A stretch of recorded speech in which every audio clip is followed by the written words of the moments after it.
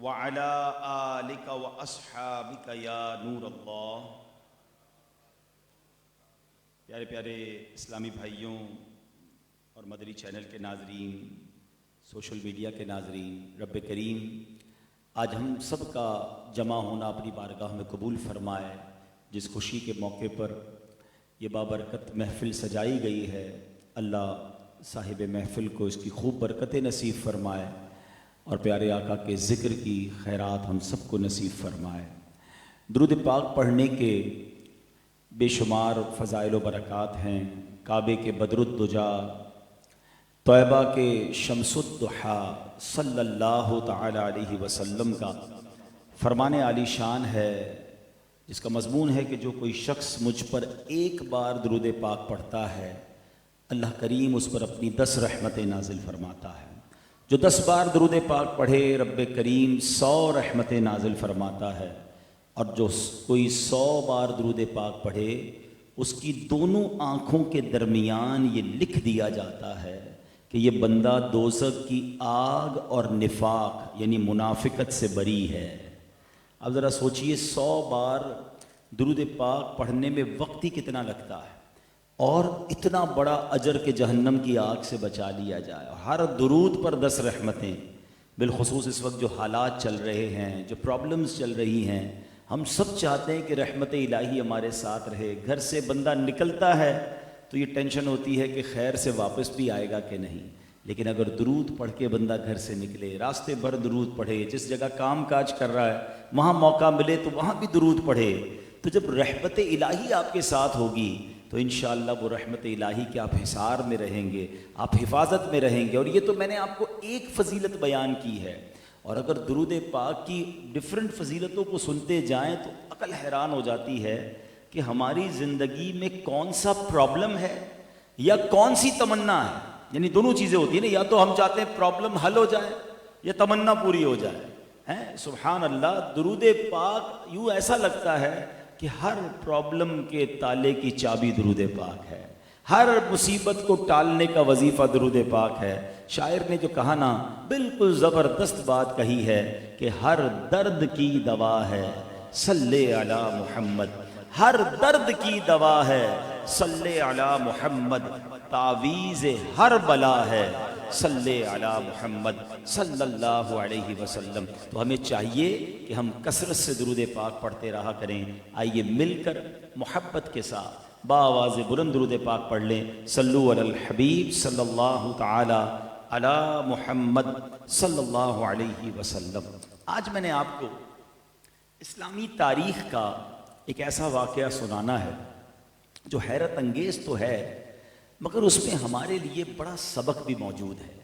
ایک ایسی پرسنالٹی، ایک ایسی شخصیت جس کا اپنے دور میں بہت بڑا نام، شہرہ تھا، چرچا تھا، اور وہ چرچا بھی بڑے اچھے الفاظ میں تھا۔ ایک بات اور بھی سمجھ لو، کچھ لوگ شہرت کی بڑی تمنا کرتے ہیں، شہرت کی نہیں، عزت کی تمنا کرو۔ اللہ کریم اگر شہرت بھی دے تو وہ عزت والی دے۔ یاد رکھیے، مشہور ہونا اور ہے، معزز ہونا اور ہے، ورنہ شیطان سے زیادہ مشہور تو کوئی بھی نہیں ہے نا۔ کون نہیں جانتا شیطان کو؟ فرعون کو کون نہیں جانتا؟ حامان کو کون نہیں جانتا؟ قارون کو کون نہیں جانتا؟ بڑے مشہور ہیں جناب۔ یعنی اگر اس زمانے میں فیس بک آئی ڈی ہوتی فرعون کی تو پتہ نہیں کتنے بلین اس کے فالوور ہوتے، کم از کم اس کو ٹک تو کرتے ہوتے، اس کی باتیں سنتے ہوتے۔ تو مشہور ہونا اور لائکس ہونا، سبسکرائبر ہونا، یہ پیمانہ نہیں ہے۔ پیمانہ یہ ہے کہ اگر آپ مشہور ہیں تو کس وجہ سے ہیں، آپ کی وجہ شہرت کیا ہے، آپ کیا لوگوں میں ناچ کر مشہور ہیں، بری باتیں کر کے مشہور ہیں، اور اللہ رسول کا ذکر کر کے مشہور ہیں۔ آج کے دور میں لوگ کہتے ہیں اچھی بات کرو تو لائکس نہیں ملتے، اچھی بات کرو، سیدھی سیدھی بات کرو تو فالوورز نہیں ہوتے، ویوز نہیں آتے۔ مجھے بتاؤ ایسے لائک کا کیا کرنا ہے کہ تم ایسا کام کرو کہ کروڑوں لوگ تو لائک کر دیں مگر اللہ رسول کی بارگاہ میں ان لائک ہو جاؤ۔ کام زندگی میں وہ کرنا چاہے دنیا میں کوئی لائک نہ کرے، اللہ اور اس کے رسول کی بارگاہ کا پسندیدہ بن جاؤں نا، یہی زندگی کامیاب ہے۔ تو یہ نوجوان چلے، ان کے لیے بھی ایک لیسن ہو گیا، ایک سبق ہو گیا کہ آج کل عجیب فینومینا، عجیب جناب ریس لگی ہوئی ہے۔ پہلے تو ہم بچپن میں سنتے تھے کہ کچھ گھرانے ہیں، جن کے بچے بچیاں، جن کے نوجوان لڑکے لڑکیاں شو بزنس کی طرف، گانے بازوں کی طرف، ناچ گانوں کی طرف جاتے ہیں، ہم کہتے ہیں یار یہ الگ ہی خاندان ہوتے ہیں، یہ شریفوں کا کام نہیں ہے. مگر جب سے کچھ اپلیکیشنز آئی ہیں ایسا لگتا ہے گھر گھر میں ناچ گانا شروع ہو گیا ہے. شرم بھی نہیں آتی ان عورتوں کو بھی، ان مردوں کو بھی، کہ جن کے گھر کی خواتین جو ہیں ویڈیو بنا بنا کے ڈال رہی ہیں، اور اس لیے ڈال رہی ہے کہ کچھ لائکس مل جائیں، کچھ فالوئنگ مل جائے. کدھر جاؤ گے؟ یاد رکھنا یہ ویڈیو باقی رہیں گی، ہم مر جائیں گے، مگر اگر یہ ویڈیو باقی رہی، لوگ حرام دیکھتے رہے، کہیں تمہیں قبر میں بھی اس کی وجہ سے مار نہ پڑے. تو چھوڑ دو یہ ٹک ٹاک، یہ فیس بک اور یہ ایسی چیزیں جس کے ذریعے گناہ پھیلتے ہیں. کام کرو، اگر واقعی اللہ نے علم دیا ہے پہلے سیکھو، اور پھر سیکھ کر اچھی بات سوشل میڈیا پہ ڈالیں کہ میں مر بھی جاؤں تو میری ویڈیو دیکھ کر کوئی نیکی پر عمل کرتا رہے، مجھے قبر میں ثواب ملتا رہے.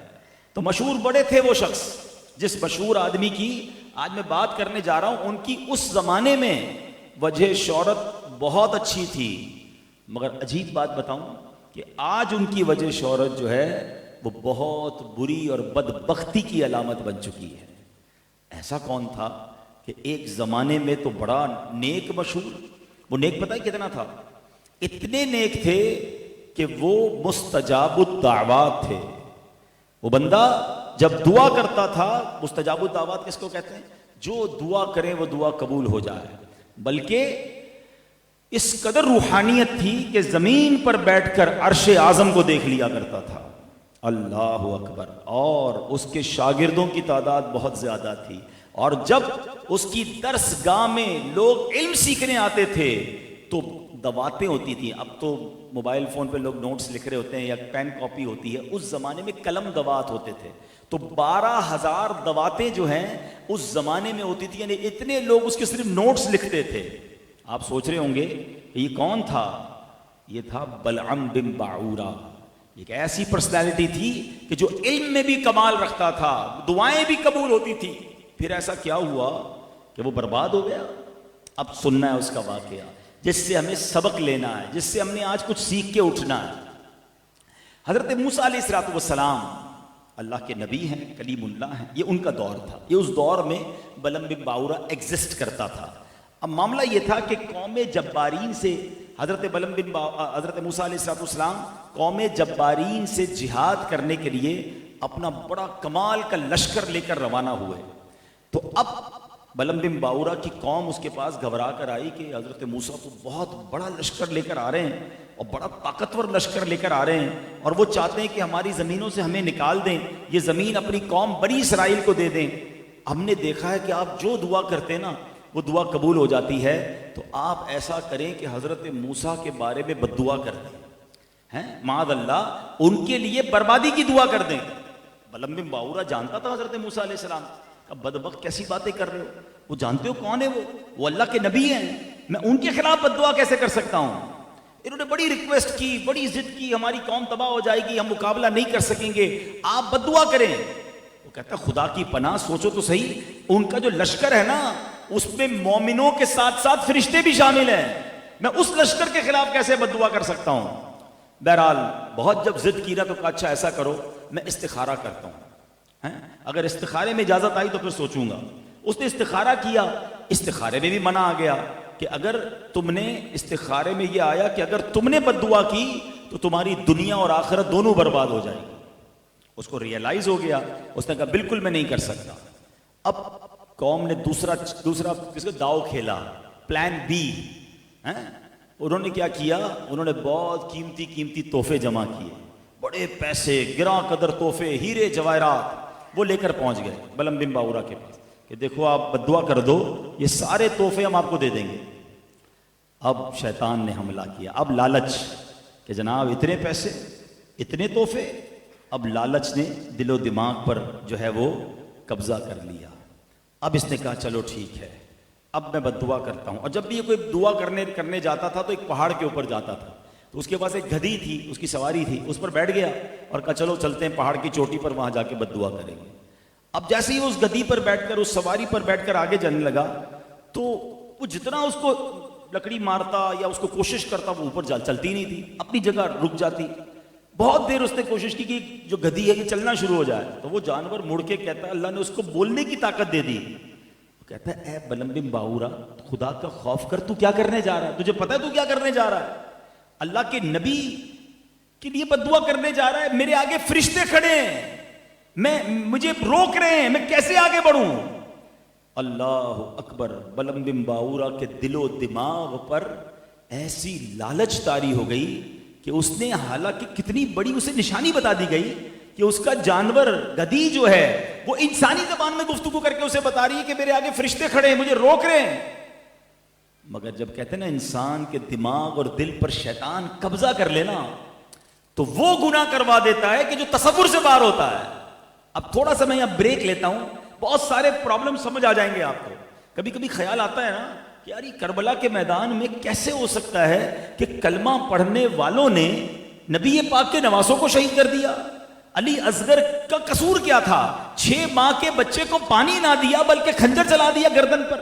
انبلیویبل لگتا ہے کہ کوئی انسان ایسا کر سکتا ہے, لیکن آگے رزلٹ پتہ ہے کیا آئے گا؟ وہ یہی رزلٹ آئے گا کہ ان کے آگے بھی اقتدار کی لالچ تھی, ان کے آگے بھی پیسے کی لالچ تھی. اس کا مطلب یہ ہوا کہ ایک لمٹ ہے, اس لمٹ کے بعد جب شیطان دل و دماغ پر قبضہ کرتا ہے نا تو ایسا گناہ کرواتا ہے, ایسی خطا کرواتا ہے کہ صدیوں کے بعد بھی سمجھ نہیں آتا کہ کوئی انسان کیسے یہ کر سکتا ہے. اور جس کو اتنے سارے سمٹمز بتا دیے جائیں, اتنی ساری نشانیاں بتا دی جائیں, پھر وہ یہ گناہ کیسے کرتا ہے. تو ہمیں ڈرنا چاہیے کہ کبھی ہم پر ایسا وقت نہ آ جائے کہ ہمارا دل شیطان کی مٹھی میں ہو, ہمارا دماغ شیطان کی مٹھی میں ہو. کبھی سیٹسفائی نہیں ہونا, میں 5 وقت کا نمازی, میں جناب قرآن پڑھنے والا, میں تو بڑا نیک, مجھ سے غلطی نہیں ہوگی.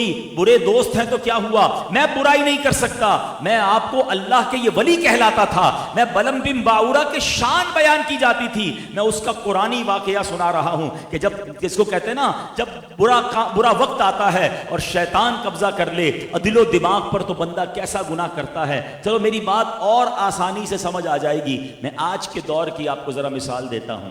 کبھی کبھی اخبار میں سوشل میڈیا پہ خبر آتی ہے نا, 5 سال کے بچے 2 سال کی بچی کے ساتھ جو برے اعمال ہوتے ہیں. کبھی دماغ کام کرتا ہے انسان کا کہ یار کوئی یہ انسان کر سکتا ہے, یہ کوئی مطلب عام آدمی یہ کام کر سکتا ہے. اب بعض اوقات تو اپنے خاندان کے لوگ نکلتے ہیں, یہ کیا ہے, یہ کیسے ہو گیا.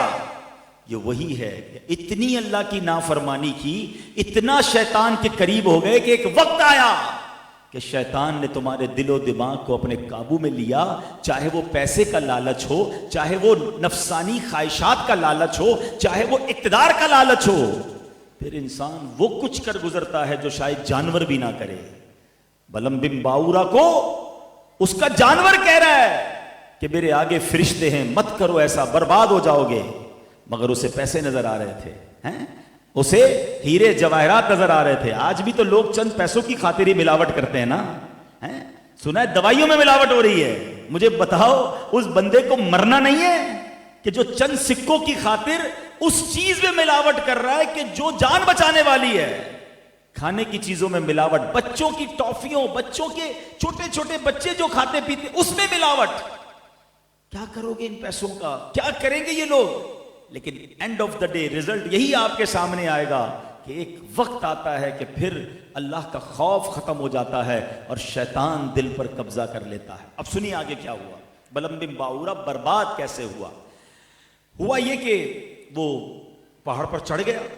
اب اسے پہاڑ سے لشکر بھی نظر آنے لگا. حضرت موسیٰ کا لشکر بھی قریب آ چکا تھا اور اس لشکر میں ایک بڑا طاقتور, بڑا جاہو جلال والا لشکر تھا. اس نے بد دعا کرنا شروع کی. اب اللہ کی شان دیکھیں, یہ بد دعا تو اب حضرت موسیٰ کے لیے کرنا چاہتا تھا, ان کے لشکروں کے لیے کرنا چاہتا تھا, مگر اس کے منہ سے اپنے اور اپنی قوم کے لیے بد دعا نکلتی تھی. اس کی قوم نے کہا بھائی کیا کر رہے ہو, ہم تمہیں حضرت موسیٰ کے لیے بد دعا کروانے لے گئے, تم ہمارے بارے میں بد دعا کر رہے ہو. اب بلم بن باورا کہتا ہے کہ مجھے کچھ سمجھ نہیں آ رہا, میں بولنا کچھ چاہتا ہوں اور زبان سے نکل کچھ اور رہا ہے. یعنی یہ معاذ اللہ یہ کہنا چاہ رہا تھا کہ حضرت موسیٰ کی لشکر برباد ہو، اور اس کی زبان سے یہ نکل رہا ہے کہ ہم اور ہماری قوم برباد ہو جائے۔ اللہ اکبر۔ اب یہ ہونا، یہ بات چیت چل رہی تھی کہ بلعم بن باورا پر اللہ کا غضب نازل ہوا، اس کی زبان لٹک کر باہر آ گئی، سینے تک اس کی زبان آ گئی۔ اس وقت بلعم بن باورا نے اپنی قوم سے رو رو کر کہا کہ افسوس، میری دنیا اور میری آخرت دونوں برباد ہو گئی، میرا ایمان جاتا رہا، قہر قہار اور غضب جبار میں گرفتار ہو گیا، اب میری کوئی دعا قبول نہیں ہو سکتی۔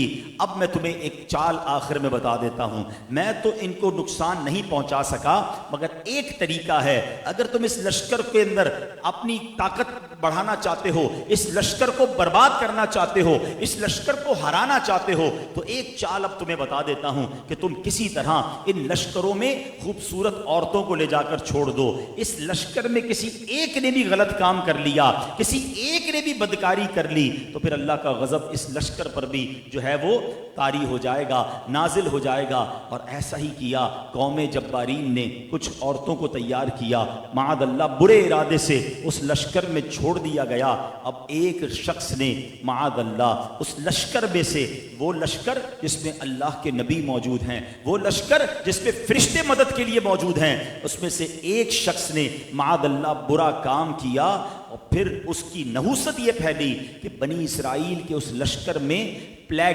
طاعون کی وبا پھیلی، اور آنن فانن 70,000 آدمی مر گئے، اور سارا لشکر تتر بتر ہو کر ناکام و نامراد واپس کے چلا گیا۔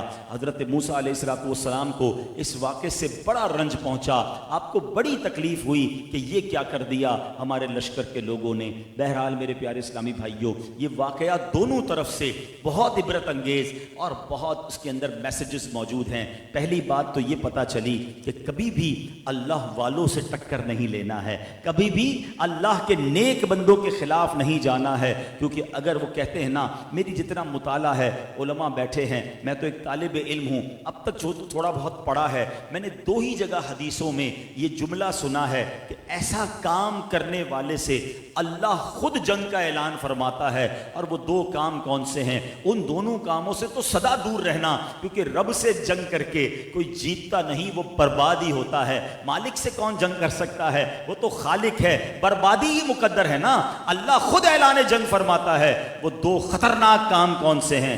ایک، سود کا کام کرنے والا، کبھی بھی انٹرسٹ کے قریب مت جانا، طرح طرح کے نام لگا لگا کر، اسکیمیں بنا بنا کر، بے وقوف بنا بنا کر لوگوں کو سود پہ لگایا جا رہا ہے۔ سود کا کام کرنے والا ایسا ہے کہ جو اللہ سے جنگ کرتا ہے۔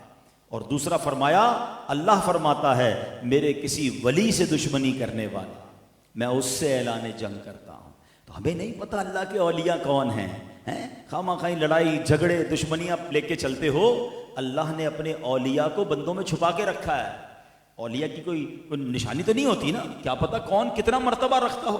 تو کبھی کسی سے لڑائی جھگڑا، ریونج، دشمنی، کوئی بات نہیں، کوئی بری بات لگ جائے تو بھی چھوڑ دیں، لڑائی نہ کیا کرو، کیا پتہ اللہ کی بارگاہ میں کیا مرتبہ ہو۔ برباد ہوتے دیکھا ہے ہم نے، کسی کی ہائے نکل جائے نا، سب کچھ ختم ہو جاتا ہے۔ میں کئی بار اپنے بیانات میں ایک مشورہ دیتا ہوں، آج بھی فیملی کے لوگ بیٹھے ہیں، خاندان کے لوگ بیٹھے ہیں، ایک مشورہ آج بھی لے جاؤ۔ اگر زندگی میں کبھی دیکھو نا کہ یار سب کچھ ٹھیک چل رہا تھا، every thing going very good, کاروبار بھی ٹھیک، صحت بھی ٹھیک، فیملی بھی بڑی خوشحال ہے، اور پھر محسوس ہونا آہستہ آہستہ سب گڑبڑ ہونے لگ گئی ہے، چلتا کاروبار ڈسٹرب ہو گیا، فیملی میں گڑبڑ شروع ہو گئی، لڑائی جھگڑے ہو گئے، صحت میں پرابلم ہو رہی ہے، فوری طور پر چیک کرو کسی کا دل تو نہیں دکھا دیا ہے، کسی کے ساتھ زیادتی تو نہیں کر دی ہے۔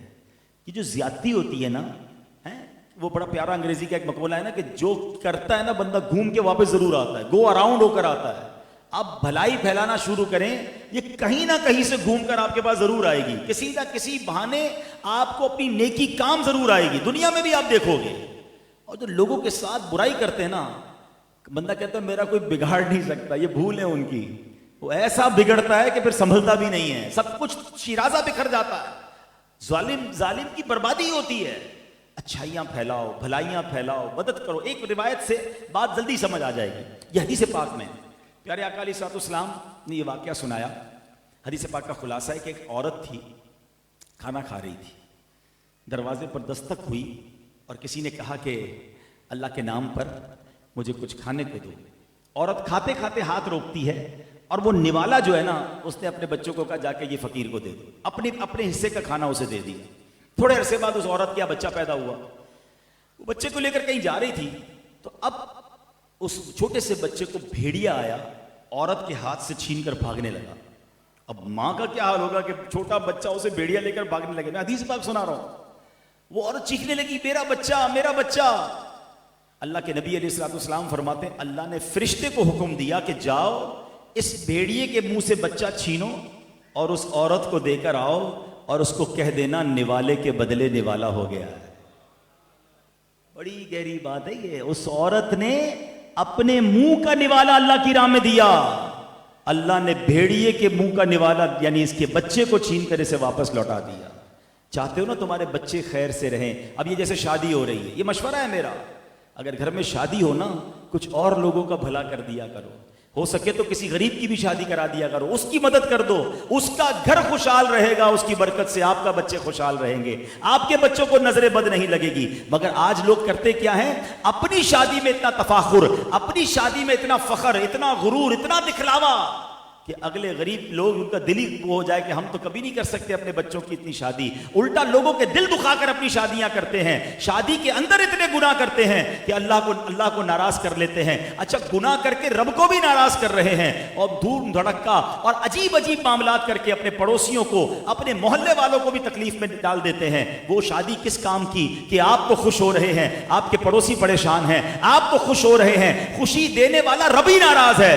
نہ زندگی کا فارمولہ یہ رکھنا کہ جب بھی خوشی مناؤں گا ایسے مناؤں گا کہ میں بھی خوش, میرے دوست بھی خوش, میرے پڑوسی بھی خوش, اور خوشی دینے والا میرا مولا بھی مجھ سے راضی. پھر دیکھو آپ کی خوشی کیسے بڑھتی ہے. اللہ کرے یہ بات سمجھ آ جائے. تو بلم بن باورا ٹکر لینے چلا تھا حضرت موسیٰ علیہ الصلوۃ والسلام سے, برباد ہو گیا, ایمان بھی چلا گیا. ہمیشہ ایک بات یاد رکھنی ہے. دوسری دوران بیان میں نے بڑی اہم بات کو ٹچ تو کر لیا ہے کہ لالچ بری بلا جو کہتے ہیں نا, واقعی اگر لالچ گناہ کی ہو جائے, ہاں اسلام میں کچھ لالچ, یہ ایک بات پہلے ٹیکنیکلی سمجھ لیں, ہم لالچ سے بچ نہیں سکتے. یہ دل جو ہے نا یہ لالچ کے پھندے میں ہے.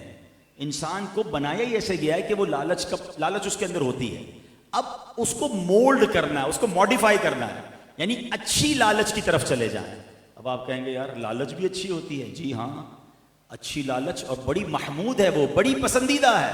اور وہ حرص کیا ہے, وہ لالچ ہے نیکیوں کی لالچ, جو ہمارے اولیاء میں تھی, ہمارے صحابہ میں تھی. اللہ اکبر, کیسی لالچ تھی. ایک بار نبی پاک علیہ الصلوۃ والسلام نے اعلان کیا کوئی ہے جس نے آج روزہ رکھا ہو. صدیق اکبر رضی اللہ تعالیٰ کھڑے ہو, حضور میں نے روزہ رکھا ہے. کوئی ہے جس نے آج کسی مریض کی عیادت کی ہو. کہتے حضور آج میں نے مریض کی عیادت بھی کی ہے. سرکار علیہ السلام نے فرمایا کوئی ہے جس نے آج جو ہے وہ کسی غریب کو کھانا کھلایا. اب کہتے حضور آج میں نے غریب کو کھانا بھی کھلایا. کوئی ہے جس نے جنازہ پڑھا ہے. کہتے حضور آج میں نے جنازہ بھی پڑھا. یہ کیا تھا, اتنی نیکیاں, ساری نیکیاں کرنی ہیں. کیسی حرص تھی. آج ہمیں پتہ چلے کوئی نیا پروجیکٹ لانچ ہو رہا ہے, یار جلدی سے لے لو کوئی اور لے جائے گا, بڑی زبردست اسکیم ہے فوراً لے لو. کئی پروجیکٹ ایسے ہوتے ہیں جس کے لیے رات لائنیں لگتی ہیں, قرآن دازی ہوتی ہے, لالچ ہے نا پیسے کمانے کی. آؤ میں بتاتا ہوں, عثمان غنی رضی اللہ تعالیٰ عنہ کو بلینر تھے, غریب آدمی نہیں تھے, مگر ان کا مائنڈ سیٹ دیکھو, ان کو کیسی حرص تھی نیکیوں کی. ایک بار کیا ہوا, مدینہ منورہ میں کھانے کی کمی ہو گئی, قحط آ گیا. اب جب قحط آ جائے, شارٹیج ہو جائے, تو اب تو لوگ کیا کہتے ہیں, بھائی جمع کر لو بہت مہنگا بکے گا. آج کل ڈالر جمع کر رہے ہیں جیسے لوگ ہیں, تو مہنگا کیے جا رہے ہیں, بہت ساری چیزیں جمع کر رہے ہیں. تو یہ کرنے سے فائدہ نہیں ہوتا, الٹا لاس ہی ہوتا ہے. ہماری اکانومی, ہمارے معاملات, ملک کو بہت پرابلم ہوتی ہے. اب سنو, حضرت عثمان غنی کے اس پرابلم میں کہ جب لوگ بھوکے ہیں, بہت بڑا لشکر, ایک روایت کے مطابق 100 اونٹ, ایک روایت کے مطابق 1000 اونٹ آ گئے, اور سارے کے سارے غلے سے لدے ہوئے. یعنی آپ یوں سمجھے پوری مارکیٹ میں اناج نہ ہو, کسی کے 100 ٹرک آ جائیں. اب تو اس کے مزے ہیں نا, جس ریٹ میں بیچنا ہے بیچو, مناپلی ہو گئی نا, جو ریٹ ہوگا وہ بکے گا. سارے مدینے کے تاجر پہنچ گئے حضرت عثمان غنی کے پاس, کہا حضرت یہ مال ہمیں چاہیے, آج کل تو بہت ضرورت ہے. آپ نے فرمایا اچھا ٹھیک ہے, سارے تاجر میرے گھر میں آ جاؤ. سب ڈرائنگ روم میں جیسے ہم بٹھاتے ہیں نا میٹنگ کرنے, آپ نے اپنے گھر میں بٹھا لیا. کہا بتاؤ کتنے میں چاہیے. کہا حضور آپ 10 کے 12 لے لیں, 20% پروفٹ لے لیں. آپ نے کہا نہیں مجھے اس سے زیادہ مل رہے ہیں. کہا 13 لے لیں, 14 لے لیں, 15 لے لیں. وہ آفر بڑھاتے گئے. حضرت عثمان غنی نے کہا مجھے اس سے زیادہ مل رہے ہیں. کہا حضرت اس سے زیادہ دے کون رہا ہے؟ سارے مدینے کے تاجر تو ادھر ہی بیٹھے ہیں, جتنے بیپاری آپ کے گھر میں بیٹھے, ہم سے زیادہ آفر کون دے رہا ہے؟ سنو کیا دماغ تھا, لالچ تھی پیسے کمانے کی نہیں. کہتے مجھے 1 کا 10 مل رہا ہے, کوئی ہے جو مجھے اس سے زیادہ دے؟ کہا حضرت 1:10 کون دے سکتا ہے؟ کہا میرے رب کے وعدے ہیں. سنو یہ سارا غلہ آج میں اللہ کی راہ میں اہل مدینہ پر خیرات کرتا ہوں, جاؤ اور مدینے کے لوگوں کو بانٹ دو. لالچ تھی نا, مگر کیسی تھی؟ اور نیکیاں کمانی, جنت کمانی ہے. اللہ کرے کہ ان بزرگوں کا صدقہ نصیب ہو جائے. تو ہمیں شیطان کی ان واروں سے بچنا ہے, اور کبھی بھی سیٹسفائی نہ ہوا کرو. ارے میں بڑا نیک, میں بڑا نمازی, بس 2-4 دوست شراب پیتے ہیں, 2-4 دوست جوا کھیلتے ہیں, وہ بری باتیں کرتے, میں نہیں کرتا, میں بڑا پکا ہوں بھائی, میں جاتا ہوں, مجھے کچھ نہیں ہوگا. بلم بن باورا مستجاب الدعوات, عرش اعظم دیکھنے والا, ایسے تو نہیں ہو نا. اس کا حال دیکھو کہ بے ایمان ہو کر مرا. روایتوں میں آتا ہے بلم بن باورا کتے کی شکل میں جہنم میں ڈالا جائے گا. اللہ تعالی ہم سب کے ایمان کی حفاظت فرمائے. اس سے ایک اور بات سیکھنے کو ملی کہ ایمان کی حفاظت جو ہے نا, یہ آخری دم تک فکر رکھنی ہے. ایمان چھن سکتا ہے, 1 وے ٹریفک نہیں ہے کہ غیر مسلم تو مسلمان ہوگا, مسلمان غیر مسلم نہیں ہو سکتا. ہمیں اس بات کا خیال رکھنا ہے. اب آؤ اس بیان کا ایک اور پہلو, پھر میں انشاءاللہ اپنی بات کو کمپلیٹ کرتا ہوں, کہ سامنے والے لشکر میں کون تھے؟ اللہ کے نبی. کون تھے؟ فرشتے, مومنین. مگر اتنے نورانی لشکر کا حال کیا ہوا؟ ایک بدکاری, ایک بے حیائی, اس کی نحوست وہ آئی کہ طاعون کی وبا پھیلی اور سارا لشکر برباد ہو گیا. آج ہمارا کیا حال ہے؟ ہمارے معاشرے میں کون سی برائی ہے جو نہیں ہو رہی؟ بدکاری کتنی عام ہے, بے حیائی کتنی عام ہے, کون سا گناہ ہے جو نہیں ہو رہا؟ میں یقین کریں اگر آپ پرانی واقعات پڑھیں نا, تو بندہ اللہ کا شکر ہی ساری زندگی ادا کرتا رہے کہ یا اللہ پچھلی قوموں نے ایک گناہ کیا, برباد کر دیے گئے, یہ بندر کیوں بنے تھے؟ ایکا میں رہنے والے جو لوگ تھے, قرآنی واقعہ ہے نا, کہ اللہ کی بات نہیں مانی, ہیرا ایسا جھوٹا نکالا, اللہ نے منع فرمایا تھا ہفتے والے دن مچھلیاں نہیں پکڑنی, انہوں نے مچھلیاں پکڑ لی, ایک نافرمانی کی 12,000 لوگ بندر بنا دیے گئے. ادھر تو صبح شام نافرمانیاں ہو رہی ہیں. یعنی یہ نبی پاک علیہ الصلوۃ والسلام کی مہربانی ہے اس قوم پر, اس امت پر کہ عذاب نہیں آ رہا, ورنہ نہ جانے کتنوں کے چہرے بدلے ہوئے ہوتے, کبھی آگ برس رہی ہوتی, کبھی زلزلہ آ رہا ہوتا, کبھی جناب اللہ نہ کرے کیا آفت آ رہی ہوتی. یہ اللہ کی مہربانی اور اللہ کے حبیب علیہ الصلوۃ والسلام کا ہم پر احسان ہے. مگر یاد رکھنا ایک دن تو جواب دینا پڑے گا نا. جو حرام کام کر رہا ہے, حرام روزی کما رہا ہے, جو اللہ کی نافرمانی کر رہا ہے, اور یہ بدکاری تو بہت زیادہ برا عمل ہے. اللہ بے محفوظ رکھے. ہم چاہتے ہیں کہ جنت میں جائیں نا. نبی پاک صلی اللہ تعالیٰ علیہ وسلم فرماتے ہیں, جس کا مضمون ہے بخاری شریف کی حدیث ہے, کہ جو مجھے 2 چیزوں کی گارنٹی دے دے میں اسے جنت کی گارنٹی دیتا ہوں. اور وہ 2 چیزیں کون سی ہیں؟ فرمایا 2 داڑھوں کے درمیان اور 2 ٹانگوں کے درمیان, یعنی زبان اور شرم گاہ کی جو مجھے گارنٹی دے دے میں اسے جنت کی گارنٹی دیتا ہوں. جانا ہے نا جنت میں, ان دونوں چیزوں کو سنبھالنا ہے. ان سے گناہ نہیں کرنے, ان سے اللہ کی نافرمانی نہیں کرنی, اپنی پاکیزگی کا خیال رکھنا ہے. اور پھر زبان اللہ غنی, جس سے اتنے گناہ ہوتے ہیں. میری بہنیں بھی پردے میں سن رہی ہیں, بہت گناہ ہوتے ہیں زبان سے, غیبت زبان سے, جھوٹ زبان سے, دل آزاریاں, فضول باتیں نہ کرو. اتنی زبردست نعمت ہے زبان, یقین کرو. اگر اس کی نعمت کی قدر کرو نا, 70 سال تک کوئی کفر میں ہو, ایک بار صدق کے دل سے زبان سے کلمہ پاک پڑھ لے, 70 سال کے گناہ معاف اور اسلام میں داخل ہو جاتا ہے. اہمیت ہے نا. اور اگر اسی زبان سے معاذ اللہ کوئی کفریہ کلمہ کہہ دے, ساری زندگی ایمان میں گزری ہو, تو پھر ایسا نہ ہو کہ ایمان سے ہی خارج ہو جائے. اس سے احتیاط سے گفتگو کرنی ہے. بڑی پیاری بات امیر اہل سنت فرماتے ہیں, باقی اعضاء میں ایسا نہیں ہے. زبان کے 32 پہرے دار ہیں, 32 دانت دیے زبان کو کنٹرول کرنے کے لیے کہ سنبھل کے نکلے, مگر ایسی چلتی ہے کہ 32 پہرے دار بھی اسے نہیں روک سکتے. دعوت اسلامی والوں نے بڑا پیارا نعرہ لگایا, پہلے تولو بعد میں بولو. ہم پہلے بول دیتے ہیں, بعد میں سوچ رہے تھے اوئے ہوئے ہوئے بولنا نہیں تھا یار, جھگڑا ہو گیا, گڑبڑ ہو گئی, گھر ٹوٹ گیا, پارٹنرشپ ختم ہو گئی. بھائی پہلے سوچنا تھا نا. طلاق دے کر مفتی صاحب کے پاس رو رہے ہوتے ہیں, بس بہت غصہ آیا تھا, مفتی صاحب طلاق نہیں ہوئی کیونکہ غصے میں دی تھی. مفتی صاحب بھی بڑا پیارا جواب دیتے ہیں کہ آج تک دنیا میں کسی نے پیار سے طلاق نہیں دی ہے، طلاق ہوتی غصے میں بھائی، پہلے سمجھ لیتے نا، بولنے سے پہلے سوچ لیتے، تو بول بول کے پچھتا رہے ہیں، بول بول کے پریشان ہیں اور غیبتیں چل رہی ہیں۔ یاد رکھو یہ جہنم میں لے جانے والا کام ہے۔ جھوٹ تو اتنا عام ہو گیا، معاذ اللہ، حدیث پاک میں آتا ہے جو بندہ ایک جھوٹ بولتا ہے اس کے منہ سے ایسی بدبو نکلتی ہے کہ فرشتہ 1 میل دور چلا جاتا ہے۔ تو خدا را اپنی زبان کی احتیاط کیجئے، اللہ نے بڑی نعمت دی ہے، ذرا مل کے کہو نا سبحان اللہ، الحمدللہ، اللہ اکبر، لا الہ الا اللہ، محمد الرسول اللہ صلی اللہ تعالی علیہ وسلم۔ نہ کھڑے ہوئے نہ کوئی کیلوریز برن ہوئی، 1 منٹ بھی پورا نہیں ہوا، بیٹھے بٹھائے، پتہ ہے کتنا کما لیا آپ نے۔ ہاں، میرے نبی کے سچے وعدے ہیں، جو ایک بار سبحان اللہ کہے اس کے لیے جنت میں درخت لگا دیا جائے، ایک بار الحمدللہ کہے جنت پہ درخت، ایک بار اللہ اکبر کہے جنت پہ درخت، ایک بار کلمہ پاک پڑھے جنت پہ درخت۔ پھر کیوں فضول باتیں کروں بھائی، ایسی نعمت، اتنا آسان نیکیاں کمانا۔ پچھلے دنوں ایک حدیث سنی، ایمان تازہ ہو گیا، میں نے تو نیت کی ہے اس ہدف کو پورا کروں، اللہ مجھے توفیق دے، آپ بھی لے لو آج سے ٹارگٹ۔ حدیث پاک میں آتا ہے کہ جو 70,000 بار کلمہ پاک پڑھے اللہ پاک اس کی مغفرت فرما دیتا ہے۔ تو بس آج سے ٹارگٹ لے لو بھائی، 70,000 کا ہدف پورا کرنا ہے۔ اچھا، اس میں بھی آسان ہے، لا الہ الا اللہ، یہ پڑھنا ہے 70,000 بار، ٹھیک ہے۔ محمد الرسول اللہ صلی اللہ تعالیٰ علیہ وسلم ہر 100 بار، ہر 50 کے بار آپ ایک بار پڑھ لیں، ورنہ جو حدیث ہے کہ لا الہ الا اللہ جو 70,000 بار پڑھ لے اس کی مغفرت کر دی جاتی ہے۔ تو کیوں میں گھنٹوں موبائل میں ضائع کروں، ادھر ادھر کی باتیں کر کے گناہ کا میٹر جاری کروں؟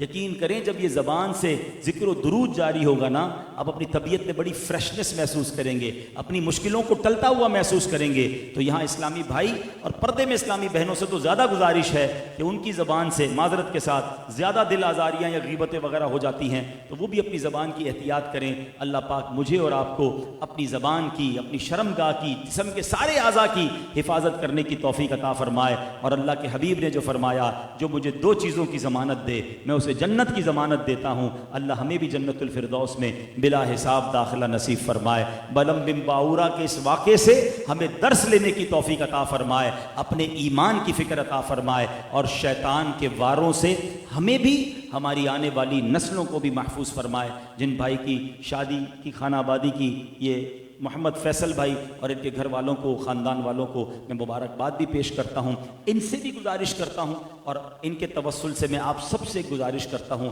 ایک بات یاد رکھنا، چاہے شادی ہو، چاہے کوئی بھی خوشی ہو، خوشی میں رب کو ناراض نہ کرنا۔ یہ چند ہم نے ایسے تہوار بنا لیے ہیں، ایسے فنکشن بنا لیے ہیں کہ یار کیا کریں، خاندان والوں کو خوش کرنا ہے، میرے دوست ناراض ہو جائیں گے اگر میں فلاں تہوار یا فلاں فنکشن نہیں کروں گا۔ اپنے دل سے پوچھو، جس کی شادی ہے وہ مجھے بتائے کہ تمہیں اپنی فیملی کے ساتھ اکیلے لائف گزارنی ہے، اگر اللہ ناراض ہو گیا نا، اگلی لائف کہیں مشکل نہ ہو جائے۔ چند دوستوں کو خوش کرنے کے لیے، چند رشتہ داروں کو خوش کرنے کے لیے اپنے رب کو ناراض نہ کرنا۔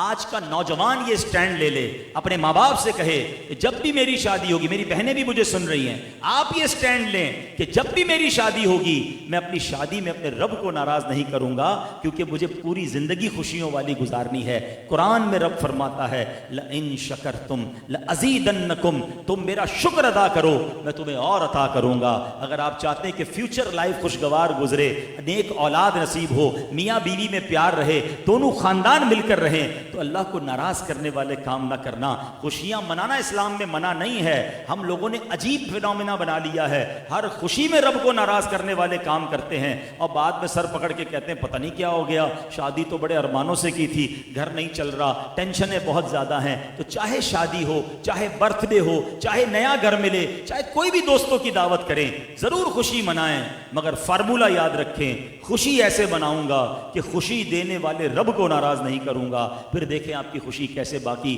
اور پائندہ رہتی ہے۔ اللہ ہم سب کو زوال نعمت سے بچائے۔ ایسی پیاری باتیں دعوت اسلامی کے مدنی ماحول میں سیکھی اور سکھائی جاتی ہیں، آپ بھی دعوت اسلامی کے اجتماعات میں آتے رہیں، مدنی چینل دیکھتے رہیں۔ اللہ پاک ہم سب کو عمل کرنے کی توفیق عطا فرمائے، آمین بجاہ النبی الامین صلی اللہ تعالی علیہ وسلم۔